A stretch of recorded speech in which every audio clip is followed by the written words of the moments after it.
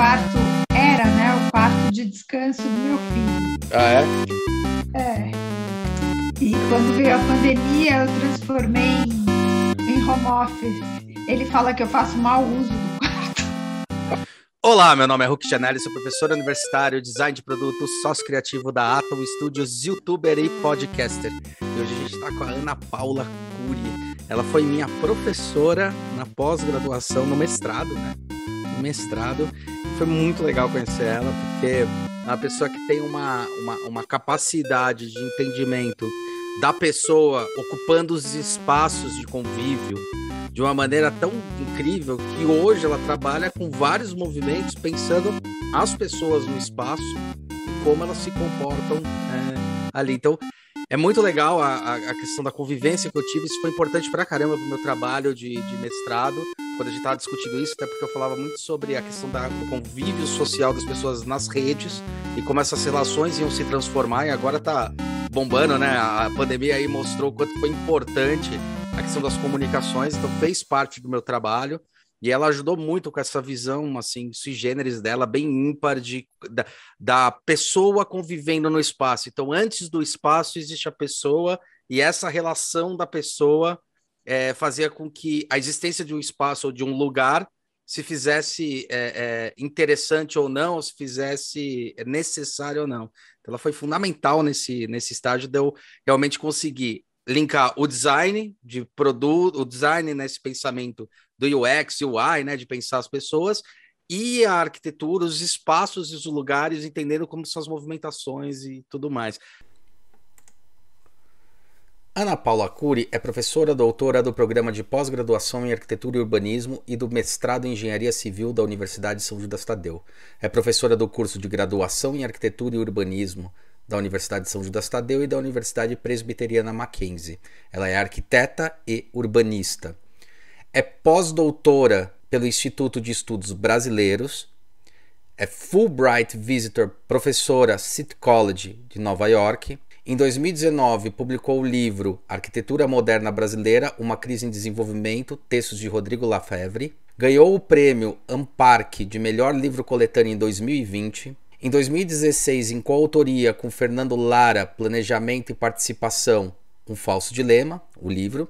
Em 2014, em coautoria com Nabil Bonduki, os volumes 1 e 3 da coleção Pioneiros da Habitação Social no Brasil. Atualmente ela é coordenadora do Lab Itaim Paulista, participa também do Laboratório de Planejamento Urbano e Transformação Local da Universidade de São Judas Tadeu e faz parte do comitê gestor do Laboratório Climápolis. Ana, é um prazerzaço ter você aqui. Eu estou muito feliz e muito honrado de ter você aqui, minha querida. Hulk, eu que tô, viu? Para falar a verdade, eu lembro quando você chegou lá na pós-graduação e você veio com o trabalho, né, dos coworkings, né, era um momento que se falava muito pouco disso e todo mundo levou um susto, né? E eu achei aquilo o máximo. Eu falei, nossa, que cara bacana, que coisa legal, né? Um baita de um desafio. E aí achei muito legal, não entendi muito naquele momento, né? Não estava muito ligada nisso, né? E estava muito ligada com o processo, porque era naquele momento, né? Foi 2013, 2015, 2014, não, 2015. 2015, você entrou em 2015. Então foi exatamente quando eu estava preparando aquele workshop do Planning by Conflict, lembra? Sim. Você fez um material incrível para a gente trabalhou junto, eu fiz aquela oficina com vocês. Isso que a gente conseguiu chamar o Barão, o pessoal do movimento, é isso aí. Então, foi muito, muito divertido. E acho que o que te marcou muito foi essa minha abordagem, né? De que o espaço, ele é uma produção cultural, né? Isso. Ele depende de como a gente imagina, né? Ele não é só uma coisa, ele não é físico, ele é físico, mas esse físico é uma manifestação de algo que é imaterial, que é a forma como a gente usa, a forma como a gente concebe, a forma como a gente percebe, né? Inclusive a percepção, né? A nossa percepção do mundo muda ao longo da história, e nossa forma de usar os espaços, né, de constituir a casa, a cidade, os espaços públicos, né, muda também, né, e a gente está vendo isso de forma muito marcante com a pandemia, né, a gente mudou completamente nossa relação com os espaços, com os lugares, com a própria casa, né, e com a família, né, com os gatos. Com os gatos. Verdade. Então, acho que foi isso que te marcou. Eu acho bacana, né? Essa coisa, eu não estava preparada. Quando você chegou com esse tema do coworking, a gente não estava preparado para te orientar, né? Foi uma coisa muito inovadora naquele momento. Uhum. Não estava se discutindo isso tanto quanto se discute hoje. Nossas atenções, sabe? Porque tem isso. Nossas atenções estavam em outros lugares. E por isso eu gosto muito de aluno, porque aluno sempre desprovincianiza o professor. Eles nos desprovincianizam, o olhar deles nos abre o mundo, a janela do mundo. A gente tem instrumental, né? Mas a gente fica muito instrumentalizado pelo instrumental que a gente tem. Sim. Né? E quando os alunos chegam, eles desorganizam. É muito bom, né? Eu adoro isso, adoro dar aula no primeiro semestre por causa disso. É muito bom. Eu também, eu adoro o primeiro ano, eu adoro essas pessoas que, sabe, que me tiram do prumo. O que esse menino quer fazer? Isso? Que merda é essa, né? Que merda é essa? E daí, é engraçado, não sei se você pode ter a minha postura, até a postura de falar assim, não, peraí, deixa de ser preconceituoso e tenta ouvir. É justamente isso aí que você falou do instrumental, que é legal, que a gente tem a noção de conseguir entender o que está sendo dito, né? E daí fala, nossa, que interessante, isso se encaixa muito com essa lógica, será que essa lógica pode auxiliar nisso? E daí a gente tem essa facilidade das conexões das peças. E ajuda muito a ensinar, porque daí o aluno ele fica empolgado com o tema, empolgado com a área, e você consegue, assim, quase que ensinar por osmose coisas que às vezes poderiam ser muito complexas para ensinar para os alunos num determinado momento, né? Muito legal isso. Então, e aí eu acho que quando eu entrei com aquela abordagem, né, do espaço como uma produção cultural, de percepção histórica, etc., isso bateu com a tua percepção do coworking como uma ação, né? Ele não é um espaço, ele é uma ação. Né? Ele é uma ação, e é uma ação que transforma o espaço a partir de uma demanda contemporânea de reorganização das relações de trabalho. Né? Então, isso foi muito bacana na tua conclusão. E eu estava contando, né? Eu peguei um pouco esse gancho para contar desse choque que a gente tem, né? Quando sai da universidade. Eu acho esse choque muito, muito interessante, né? Porque eu me formei na Escola de Engenharia de São Carlos, em 1991, dezembro de 91, e lá eu tive uma formação muito bacana, porque eu tive toda uma formação da área de exatas, né, matemática, física, foi uma das primeiras escolas a introduzir estudos de computação, né, projeto por computador no curso de arquitetura, então a gente fez linguagem de máquina, era AutoCAD para DOS, né, que a gente trabalhava no CPD, e eu Você lembra o número desse AutoCAD? Você lembra? Era 2. 2, né? Legal pra caramba isso. E era linguagem, eu fiz linguagem de máquina com os engenheiros, com engenharia, então aprendi programação. E além disso, né, o curso, quando ele foi montado na graduação, porque lá já tinha pós em industrialização da construção. Eu quero dizer assim, todas essas coisas formaram a minha cabeça desse modo, com interesses muito diferentes, sabe? E até capacidades mesmo diferentes, né? Então, é isso que me estimula muito, dar vazão a essas diferentes capacidades. E lá nesse curso, porque tinha o curso de industrialização da construção, que era uma pós-graduação, e entrou um grupo muito ligado ao pensamento crítico e à história, é um grupo basicamente de arquitetos com linhas de história, que foram fazer mestrados e doutorados em história, que montaram a graduação. Então, eu fiquei com essa formação, assim, muito típica de arquiteto, que é complexa, né? Que tem as básicas, tem a formação em história, e foi maravilhoso, eu adorava, eu estudava o dia inteiro, me sentia assim uma privilegiada. E aí, óbvio, né? Acabou a faculdade, eu me saía muito bem, né, nas disciplinas. Aí acabou a faculdade, eu falei, bom, o mundo está me esperando. Eu me preparei tanto. Eu adoro isso, cara, eu adoro isso. O mundo está me esperando. Estou pronta, vou conquistar o universo. Peguei o diplominha da USP, assim, super orgulhosa, porque era meu sonho estudar na USP, sim, né? Sim. E aí o PIB brasileiro estava em queda livre, só isso, né? Anos 90, 1991, aquela crise econômica. Que depois teve o impeachment logo depois, teve a questão do real, a mudança, nossa, estava bem, começo da abertura do mercado internacional, né? Bem por ali, né? Exatamente, queda livre, o PIB em queda livre, eu até botei lá quando eu fiz, me chamaram para falar nos 50 anos lá da pós-graduação e tal, e aí eu mostrei esse PIB quando a gente se formou. E imagina, eu que tinha estudado Oscar Niemeyer, né? Vila Nova Artigas, toda a arquitetura moderna, né? Falei, gente, como eu sou estúpida, nunca na minha vida.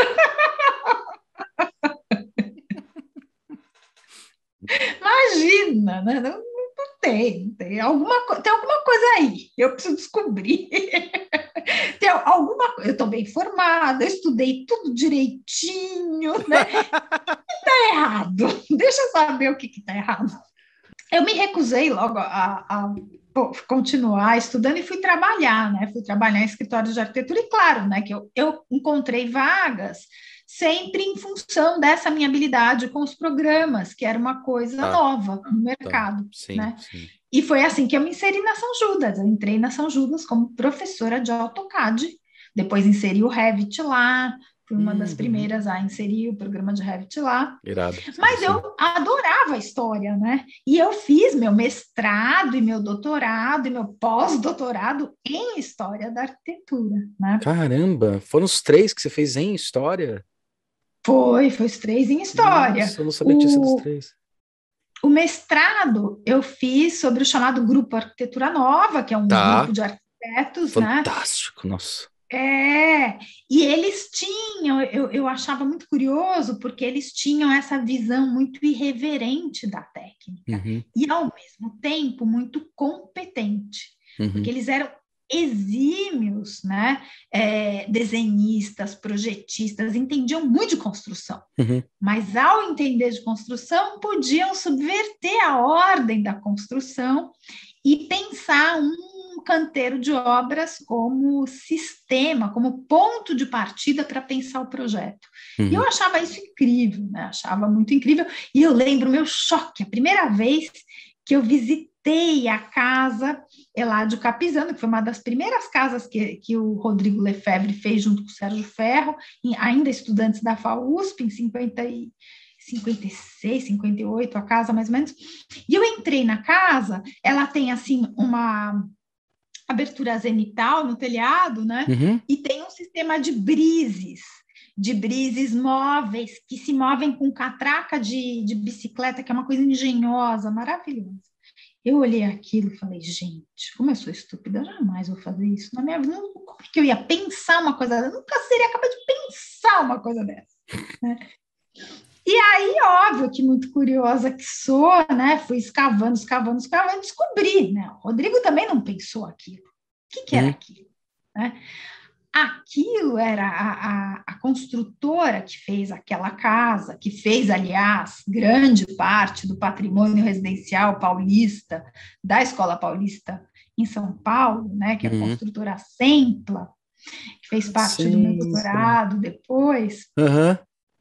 Então, essa construtora, ela, num determinado momento, os arquitetos, eles davam, ela desenvolvia o projeto junto com os arquitetos. E, num determinado momento, eles perceberam que eles precisavam de alguém, né, o Osmar Penteado, de Souza, que era o engenheiro, dono da Sempla, né, o sócio fundador da Sempla, que era um engenheiro muito cabeça aberta. Eu tive a oportunidade de entrevistá-lo, conhecê-lo, uma figuraça. O que ele fez? Ele contratou um engenheiro mecânico, daqueles que consertava carro importado na Rua Augusta. Botou esse cara dentro do canteiro de obras para resolver alguns detalhes da arquitetura. Então, foi aí que o mundo, assim, para mim, se desbravou nessa condição de transformar o projeto em um sistema integrador de vários saberes associados. Transdisciplinar, né? Começa a surgir o transdisciplinar. E aí foi muito gostoso. Daí dessa pesquisa eu fui para o meu doutorado.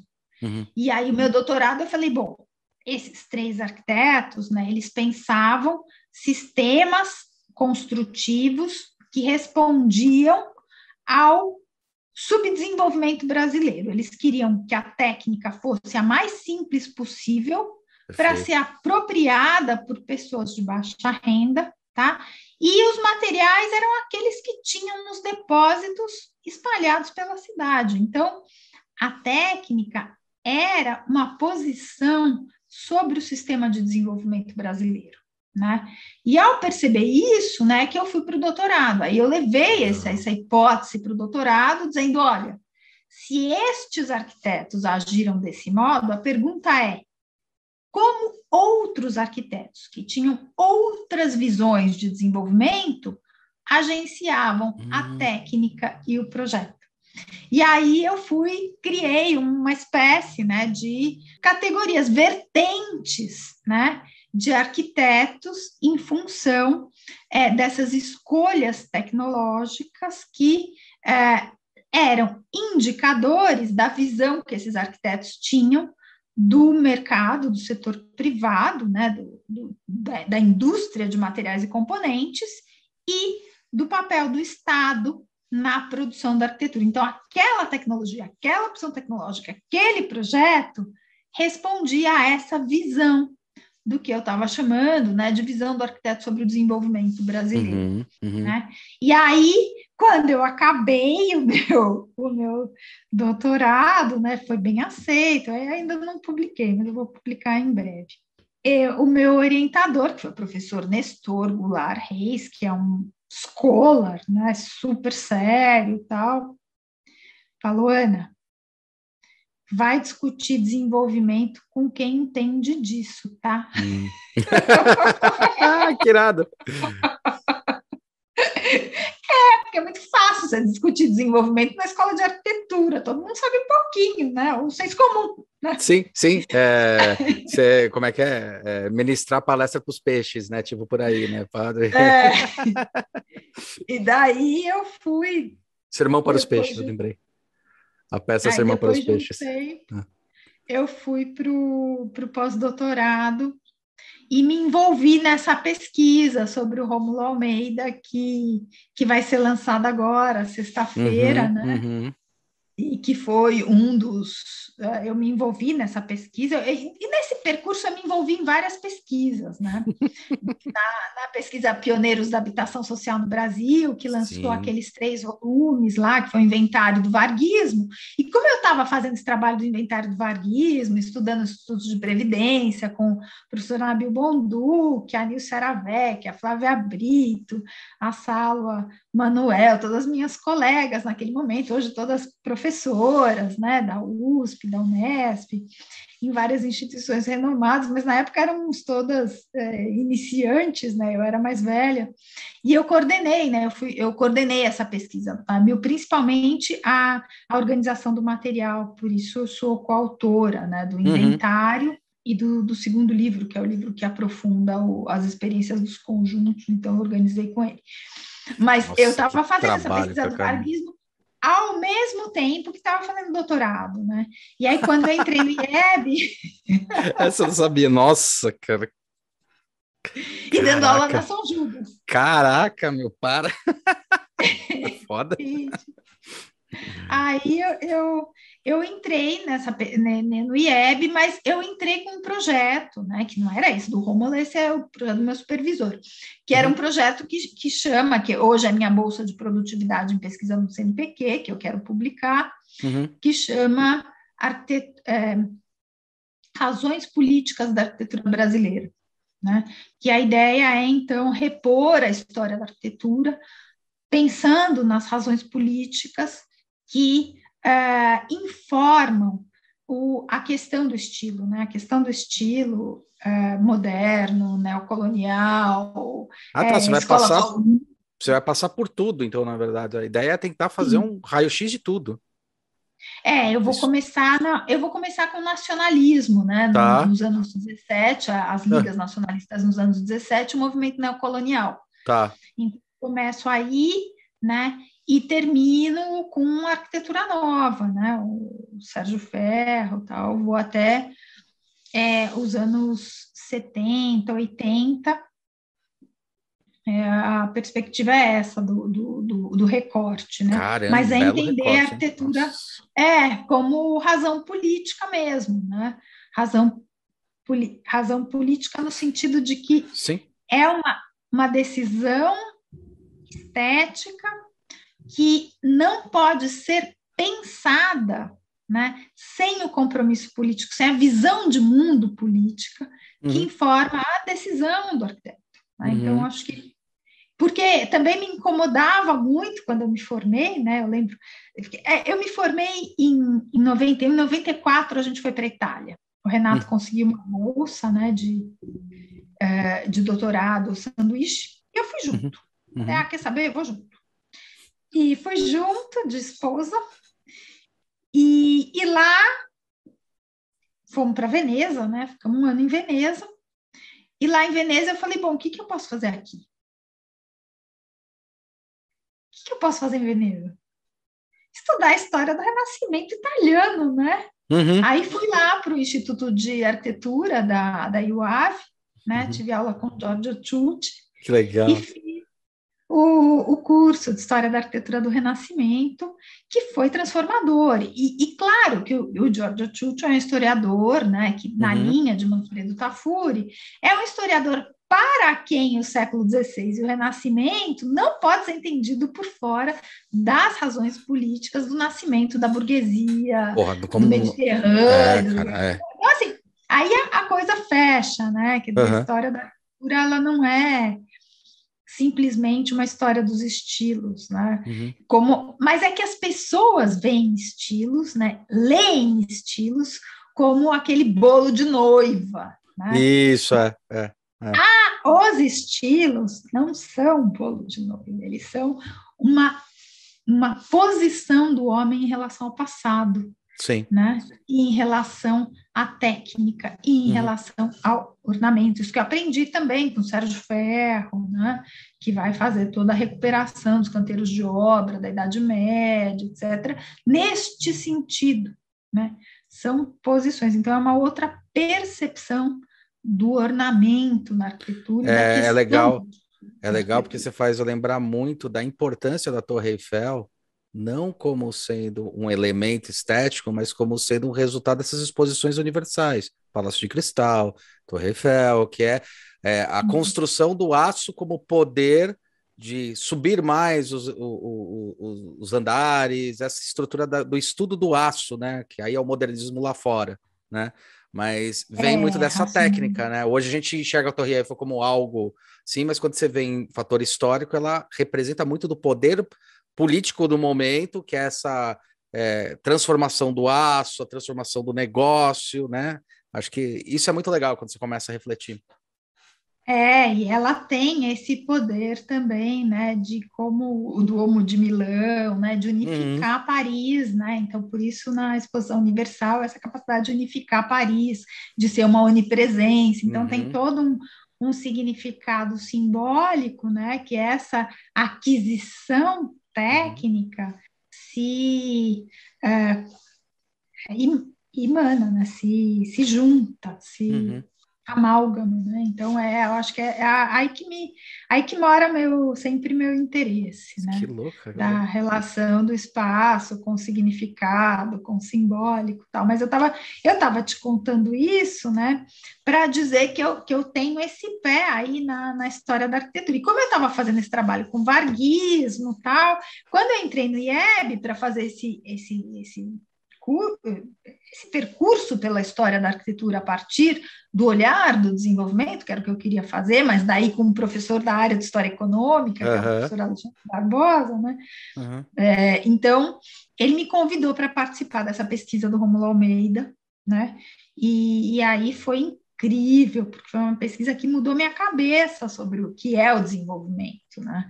Porque aí eu consegui entender as dimensões do desenvolvimento na sua dimensão social e cultural, que esses caras, porque essa pecha do desenvolvimentismo, né, que adquiriu um sentido crítico para toda uma geração pós-64, né, ele é um anacronismo.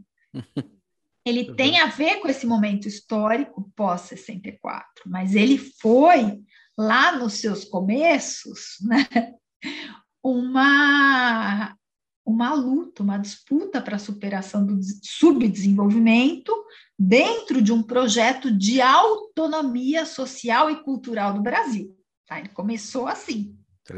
Então, esses seus começos, né, seus fins não podem totalizar as suas batalhas. Quando a gente estuda a história da arquitetura do ponto de vista político, a gente não pode nunca, né, minimizar as batalhas que acontecem no meio do caminho e tomar o final do jogo como resultado do jogo inteiro, né? Então, da missa inteira, né? Então, da missa não pode ter só um pedacinho, não, tem que percorrer tudo, né? Então, isso foi a pesquisa do Rômulo Almeida lá no IEB foi muito bacana para mim, porque me abriu a cabeça, me abriu a percepção do desenvolvimento como um sistema integrado entre cultura, sociedade e economia. E aí eu fiz aí, né, meu pós-doc e tal. Então, assim, esse mundo acadêmico, né, no final, foi um mundo que me absorveu muito, e muito em função daquilo que eu te contei, porque o PIB ele estava em queda livre. Sim. Né? E aí, o que estava em expansão naquele momento era o mundo universitário. E como eu me dava mais ou menos bem nesse negócio, né, eu sou muito curiosa, eu sou muito sistemática, né, então eu conseguia financiamento de pesquisa, me dei bem nesse negócio, né, então fui, né. E aí fui parar na São Judas, depois na pós-graduação e tal.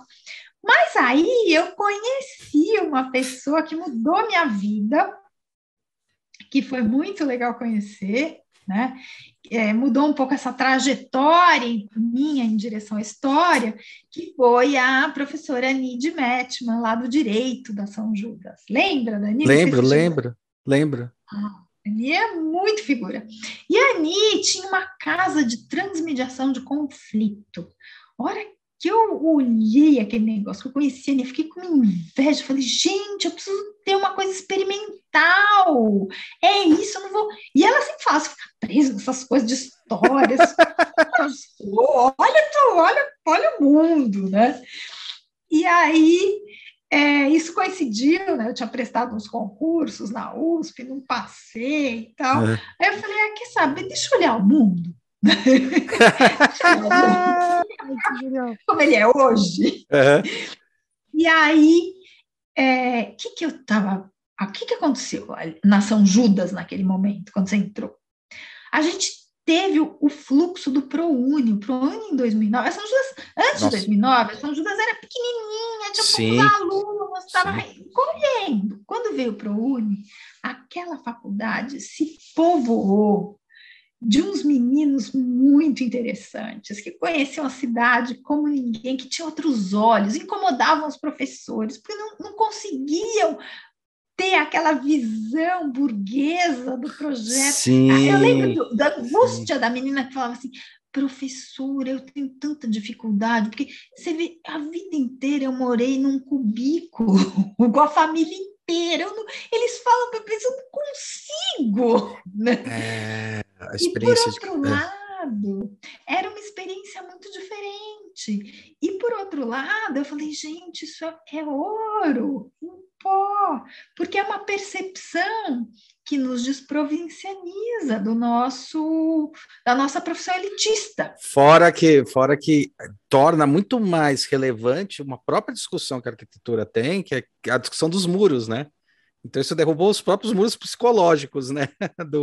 Exato. Dessa relação. Da gente, né? Eu me senti muito mexida mesmo, e eu falava para eles, vocês me desprovincianizam.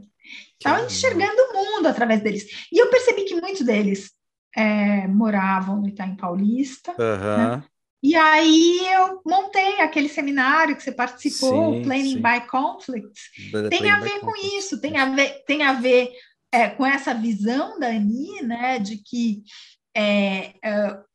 a relação se dá por conflitos, né? Perfeito, não sim. existe uma harmonia. Foi aí que eu realizei, falei, gente, os arquitetos estão procurando harmonia, né? Mas não tem harmonia, né? Os sim. conflitos, eles é o têm que gera a relação. Eles têm uma potência da relação com o espaço. E é bem nessa época que também começou a explodir os movimentos insurgentes, assim, explodir. E eles são uma resposta disso, né? O povo atuando nos espaços das cidades, né? Tendo a relação com as cidades, né? Isso, aí tinha a tua relação com o pessoal do movimento da batata, isso, né? A batata é nossa, que eu lembro que foi também muito legal para a gente. Aí eu comecei a explorar um pouco essa linha, aí que eu montei. Gente montou o Lab Itaim Paulista, que é o projeto de extensão da São Judas, que é um trabalho experimental que faz 5 anos agora, né? E aí isso começou, foi uma coisa que cresceu muito e de maneira muito gostosa para mim, né? Porque me permitiu entrar em contato com a contemporaneidade, né? E aí eu comecei através da localidade, fazer uma série de novos estudos. A gente repropôs, a partir da experiência do Lab, as linhas de pesquisa da São Judas, né? Que legal. Montamos o doutorado é em planejamento local, qualidade de vida, tem tudo a ver com essa experiência, né? Porque aí, quando a gente remontou a linha de pesquisa em gestão do espaço urbano na São Judas, a gente precisa ter estudo de caso, né? Para poder mover essa linha, né? E aí foi, aí o Lab, eu por coincidência, consegui um auxílio FAPESP num projeto Sprint, desses projetos internacionais, né, com o professor Fernando Lara, que é meu parceiro até hoje, né, a gente vai estar escrevendo um livro juntos também agora. Então, Já pode falar qual que é o título do livro? Chama Street Matters. Ah, que legal. Street Matters. Legal, hein? Um pouco a história dos movimentos sociais e como eles também desenham a cidade, né? E como as ruas, né? Como desenho da cidade e os movimentos como motores das políticas públicas. As políticas públicas respondem aos movimentos. Isso é muito bacana. Super fruto dessa pesquisa que a gente propôs naquele momento. A gente fez isso no projeto de pesquisa. Esse edital que a gente, a Universidade do Texas, FAPESP. Então, nós aplicamos juntos, eu e o Fernando Lara, a gente venceu o edital, e aí desenvolveu a pesquisa sobre o Itaim, e que isso foi em 2013, desculpa, o edital da FAPESP com o Fernando foi em 2013. Aí a gente fez, então, em 2015, o Planning by Conflicts, que foi acho que o ponto alto dessa pesquisa foi aquele seminário que você participou, e ele vem dessa ideia, né, de que a política pública responde aos movimentos, que a produção da cidade é feita por conflitos. Claro, isso é uma ideia muito velha, vários historiadores têm a luta, o Varik, Pedro Jacob, Teresa Caldeira, toda uma geração que formou esse pensamento, sabe? A gente não inventou nada. Sim, mas o famoso descobriu. Mas é que daí torna a revelar, né? Tornar a falar, olha, acontece, tipo, o problema não é o conflito, o problema é o como você lida com isto, né? Tipo, assumir ele não quer dizer que todo... E também entender que conflito não é aquela coisa, tipo, problemática. Na verdade, é a construção da relação, né? Do homem com o espaço, com a cidade, com as pessoas. Exato. O conflito tem energia. Ele tem uma energia transformadora. Então, foi um pouco... a gente foi atrás desses conflitos, e atrás desses conflitos, o Lab, né, se transformou num grande, vamos dizer assim, acelerador dos conflitos para construir um acelerador, um identificador dos conflitos, para construir uma agenda de pesquisa. E, a partir daí, a gente começou a puxar um monte de trabalhos de pesquisa, né? Então, em 2016, a gente fez o convênio, que foi o convênio formal da Universidade de São Judas com a Secretaria Municipal de Desenvolvimento Urbano, que eu considero a pedra fundamental do Lab. Aqui o Lab casou-se, né? Vamos dizer assim, o Lab passa a existir, um marco legal, né, do Lab, é esse convênio, né? Com foco no território, e três produtos, que eram o monitoramento do plano regional, Legal. uma cartilha ambiental e um curso de capacitação em gestão urbana. Né? E, de alguma forma, essas três linhas, né, o curso, a questão do plano regional e a cartilha ambiental, né, a questão da educação ambiental na localidade, são os três elementos, vamos dizer assim, as três linhas mestras de atuação do Lab ainda hoje, né, que a gente faz. O último trabalho que a gente fez é um trabalho super interessante, que é um trabalho de modelagem hidrológica da Bacia do Lajeado. Lembra da Bacia do Lajeado, que é onde ia passar ali? Sim. Então, a gente ia passar aquele corredor de ônibus, etc, etc. A gente modelou o comportamento hidrológico, a ajuda do IPT. Aí o Lab fez vários parceiros. Em 2018, legal. O Lab virou, então, o projeto piloto do laboratório Climapolis, que é um laboratório operado Brasil-Alemanha, com sede no IAG, que é o Instituto de Astronomia, Geofísica e Ciências Atmosféricas da USP, e o Max Planck de Hamburgo. Né? Então, em 2018, a gente firmou essa parceria, né? E a partir dali a gente começou a incorporar a agenda ambiental, das mudanças climáticas, e descobrir essas coisas, né? Comecei a estudar. Claro, eram coisas que a gente sabia, mas não tinha aquele peso, né? E aquela carga de reflexão que hoje, nossa, eu acho que qualquer pessoa que vive no planeta Terra hoje, se não falar da água e do planeta, tá por fora. Não, tá por fora. Porque é uma baita crise, né? A gente, assim, é uma questão urgente, né? Então, todas as cabeças têm que estar pensando, têm que estar focadas, têm que estar procurando soluções para essas coisas. E é isso que eu quero começar, quer dizer, que a gente já está incluindo, né? Em pensar a modelagem hidrológica para o desenho urbano, para a regulação da cidade. Agora a gente está com uns trabalhos bacanas no Fórum 21, que saiu desse curso, né, de modelagem hidrológica que a gente deu. Tal. Então, temos agora uma parceria em prospecção com a Secretaria Municipal de Educação para aprofundar os cursos, as experiências pilotos que a gente fez nas escolas lá, no Dama, tal. Tem um monte de coisa bacana. O Lab tem um blog, e agora a gente está terminando o site do Lab. Qual que é o site do Lab? Você participou disso, que queria muito que você... Não, poxa. É blog, né? Lab tá em Paulista, Blogspot, por enquanto. Tá, depois passa que a gente, vai estar aí na descrição o link, seus Zé Ruela. Então dá uma olhada, hein? Aliás, eu queria fazer uma pergunta aí, mas só... É ácida, mas nem tanto, né? Por conhecer você. Mas, e aí, zona mista ou não?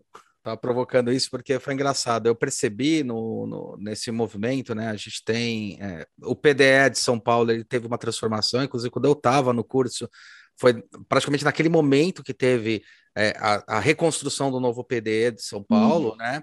E ali eles estavam falando muito sobre zona mista, que era uma coisa importante, e vem de um estudo muito importante sobre essas cidades orgânicas, né? Questão de modernidade líquida, cidades orgânicas, que, na verdade, não tem que pensar mais a cidade como tendo um centro histórico. Você tem o centro histórico, mas você tem as centralidades das cidades, né? Você tem vários lugares que são mini centros e ali gera uma economia própria, tal. Aí tem toda a conexão com a economia criativa, com um monte de coisa que está relacionada à economia circular e tudo que está relacionado a isso. E eu lembro que teve um tempo atrás, né? Assim, você passava, por exemplo, no Itaim, você passava nesses lugares que são isolados desse universo, tem o próprio universo dele, e ali você via, tipo, alguns cartazes, zona mista não, é área residencial, área, tipo, o pensamento modernista ainda do tipo, lugar para trabalhar, lugar para dormir, lugar não sei para quê, né? E aí teve toda essa discussão, né? Eu olhando para tudo isso, falar, puta, a zona mista ela é tão mais lógica para a questão da movimentação das cidades, para gerar microeconomias que acontecem em várias regiões, principalmente afastado dos centros, né? E teve toda essa discussão. Por isso que eu estava brincando com você, zona mista ou não, né? Então acho que é importante esse debate, viu? E veja que esses movimentos zona mista, eles estão só nos bairros de alta renda, nos bairros residenciais de alta renda. Sim. Porque toda a luta do pessoal das ZEIs é para implantar zona mista nas zonas de interesse social do plano diretor. Então, uma das inovações desse PDE de 2015 é exatamente colocar, né, a possibilidade de zonas mistas nas ZEIs. Né? E o pessoal por uma reivindicação do pessoal de baixa renda, né? Então, é o pessoal de alta renda, né, que não quer o comércio perto da sua residência. E é engraçado porque acaba tendo uma seletividade de classe. Sim, e é engraçado porque a gente começa a cair na importância tão grande disso. Com a própria pandemia, isso acabou aflorando, né? Porque o principal discurso é consuma as coisas que estão perto do seu bairro, ande perto do seu bairro para você não proliferar, né? Então, uma questão até saúde tem uma questão dessa, mas é muito legal como é justamente tirar desse isolamento e entender como essa cidade é orgânica, né? Eu acho que a maior discussão da zona mista ou não, que eu sou super a favor, acho fantástico, e eu sei que tem já construções que pessoas da classe B até renda alta que já se perceberam que precisam viver em zona mista. A gente tem aí um projeto que até eu participei da construção da porta, que é o Max House, que ele veio com essa proposição de tipo, lavanderia com tal coisa em cima, com tal coisa, porque você faz a economia da região crescer, né? Eu acho que é um pouco de protecionismo também, né? Isso vem, né, de uma visão modernista de que a cidade tem que estar dividida por zonas especializadas. Foi por isso que você fez a provocação, né? Mas eu acho que sim, nem todo mundo de classe alta tem essa mesma visão, né? Mas é uma visão, vamos dizer, conservadora, sim, né? De que a cidade tem que ter grandes planos de áreas residenciais, qualidade de vida, né? Então, também é uma ideia de qualidade de vida. Porque eu também estava discutindo isso daí, porque tangencia bastante com aquilo que você discute no seu próprio plano de ação, né? A questão das questões políticas, o como elas influenciam a construção das cidades e o aparecimento das coisas, né? E essa relação da tomada pública dos espaços, né? Tomada das pessoas para os espaços públicos, e de repente tem um pouco desse protecionismo que não é positivo, né? Para o próprio organismo da cidade que você estuda pra caramba, né? Que qual a importância de entender isso até para um ecossistema, para a questão da manutenção das cidades e manutenção da ecologia mesmo, do espaço, né? Não, mas eu acho que você tocou num ponto bacana, que é essa ecologia urbana, né? Toda essa visão da Jane Jacobs, da importância, né, de você ter um sistema mais complexo de comércio, residência. Isso é faz parte da vida urbana e de uma vida mais onde o sistema de relações e de trocas no espaço público é mais intensivo do que em zonas que são predominantemente residenciais. Aí você não tem essa ocupação do espaço público, essa dimensão de trocas, né? Elas ficam muito restritas, né? Fica mais cada um no seu lote, ou no máximo você tem uma relação com seu vizinho, mas você não tem uma relação intensiva de trocas, né?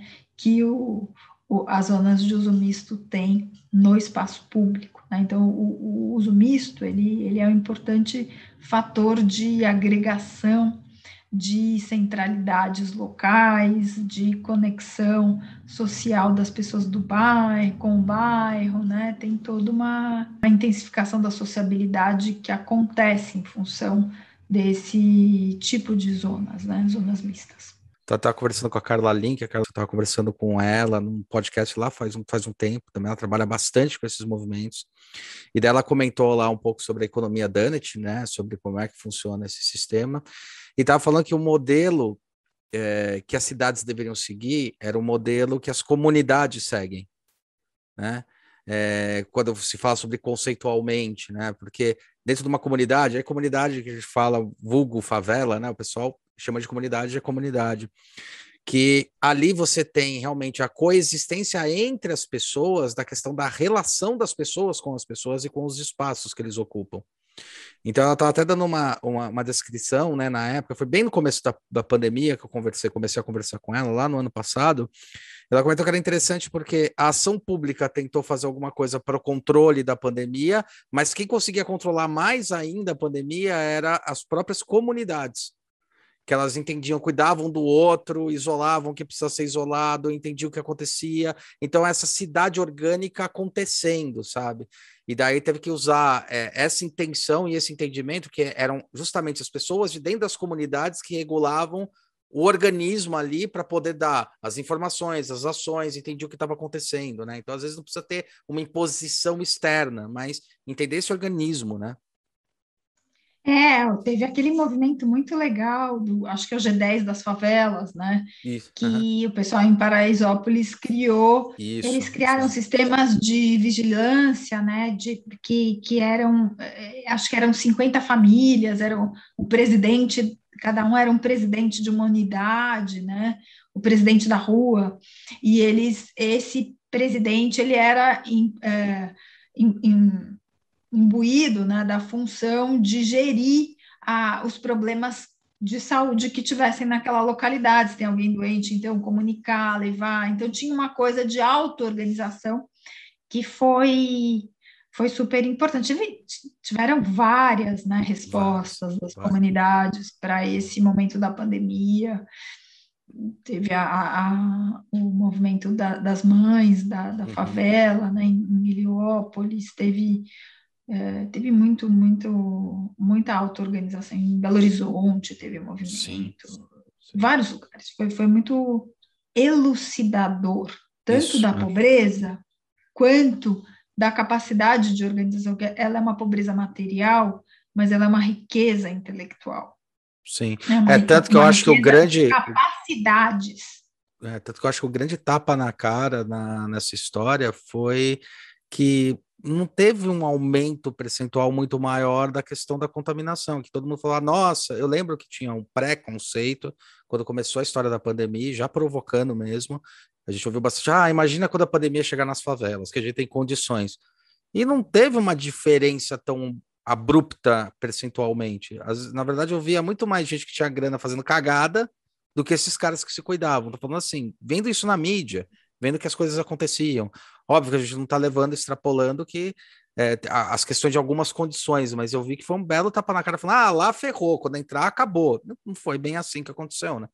Por causa dessa organização. Embora tenha tido, claro, sim, uma intensidade muito maior nessas áreas vulneráveis, nos bolsões de pobreza, do que de riqueza, mas de fato, sim, né, houve a reação, né, uma reação muito brava e muito que mostra a riqueza dos recursos humanos que a gente tem sim, apesar da pobreza, né, a pobreza é um problema do capitalismo. É um problema, Os seres humanos são ricos. É um problema seríssimo. E você lida com isso o tempo todo, né, Ana? Quais são os pontos que para você mais marca dentro disso? Eu acho que a injustiça social uma coisa imperdoável. Para mim, o ponto que mais marca é superar a desigualdade histórica que está na origem da formação brasileira. Eu acho que isso é para ontem, né? Isso já era, isso não é uma questão de... Claro, é uma questão de luta de classes, mas isso afeta todas as classes sociais. Sim. Afeta o caráter, é uma questão ética, é uma questão moral, é uma questão... não dá, porque não existe, não dá para você dizer o cara mora na favela porque ele não tem capacidade, entendeu? Não dá, não. Não tem, assim, do que se trata? Uhum. Do que se trata? Se trata da exploração do ser humano, é disso que se trata, né? Quando eu percebi, né, que o ProUni tinha colocado para dentro o que a gente poderia identificar como lideranças para uma transformação local, né? Subelites, eu falava isso para eles, vocês são subelites locais, vocês vão... Eu desejei muito e desejo ainda muito empoderar esses alunos, sim, né? Sim. Para que eles sejam, e eles são, agentes de transformação desses lugares, porque tem muita inteligência ali. Caramba, sabe o que tem nessas favelas? Muita. Tem arquitetos, tem engenheiros, tem advogados, sabe? Tem gente qualificada. Sim. E tem gente que, além de tudo, né, é transformada pela própria escola da vida, né, de ter que enfrentar dificuldades. Isso sempre amplia as capacidades, né? Então, o que a gente tem, né, nos bolsões de pobreza é um imenso recurso humano, maravilhoso, que esse país explora para construir a sua riqueza, explora a sabedoria, explora o saber fazer, explora a capacidade de sobrevivência, explora a inteligência, explora o que há de melhor das pessoas. E eu lembro que eu fiquei muito chocada, né?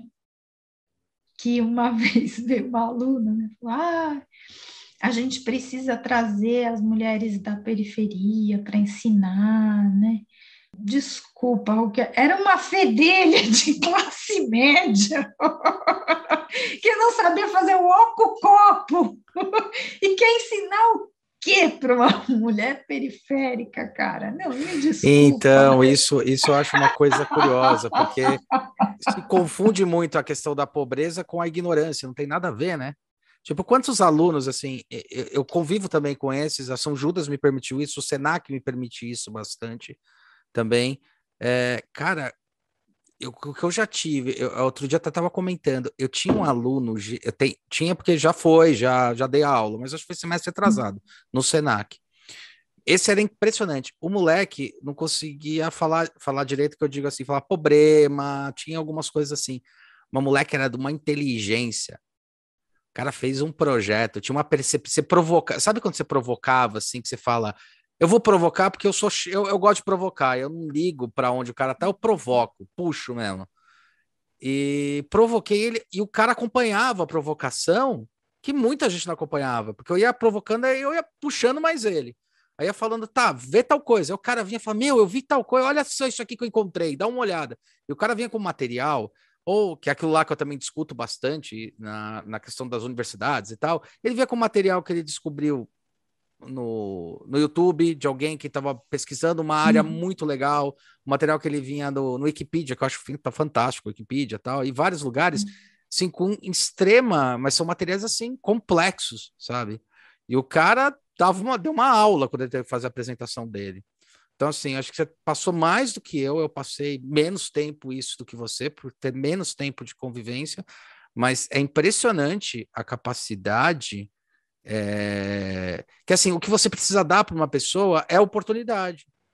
E daí eu acho que professores como você, eu também me coloco nisso, porque eu já ouvi isso vindo de aluno, então eu consigo hoje falar, consigo me colocar falando, tipo, a gente está dando essa capacidade para eles se transformarem, né? Eu já vi alunos que vieram de periferia conseguirem trabalhos em alguns lugares porque passaram perto da gente e a gente indicou. A gente foi lá, bateu na porta e falou: esse cara aqui é bom, contrata ele. Já aconteceu isso, né? E o cara muda de coisa. Então, acho que uma coisa que eu posso dizer para você que faz isso há muito mais tempo, minha mãe também fez bastante, mas ela era educadora de educadores, né? Que você está transformando essas pessoas, você sabe disso. Você sabe que você está fazendo uma parte muito importante disso. Quantas pessoas são transformadas e esse seu olhar para as pessoas, porque eu não vou falando para as comunidades, para as pessoas, é justamente isso, né? Falou, eu não estou olhando a pessoa quanto onde ela vem, mas é para onde ela pode ir, não é? É bem por aí, né? Eu tive experiências maravilhosas, assim, com alunos educadíssimos. Claro, eu acho que a classe social não quer dizer tudo na pessoa, mas eu quero dizer assim, eu tive alunos educadíssimos, cultos, enfim, não dá para discriminar, não. E é uma coisa que eu noto, assim, às vezes eu tô aqui no meu prédio, que é um prédio de classe média também, aparece um motoboy, são educados, a maioria são educados, muitos são educados, não posso dizer a maioria, tem gente mal educada em qualquer lugar do Qualquer mundo, lugar. né? Mas, assim, sabe, abrem a porta. Eu venho com a minha mãe tem problema de locomoção, né? Foi esse fim de semana mesmo, estava vindo com ela, assim. Quantos meninos desses passam por cima da gente? Que ela tem dificuldade, né? Com paciente. Lindo, abre a porta, espera, sabe? Não sei do que se trata muito. Eu tenho dificuldade, Hulk, É. de conviver com a desigualdade social. Isso é uma coisa que me revolta. Mas você sabe que você está fazendo muita coisa em cima disso, né? Você sabe disso, eu não preciso te Né? falar, né?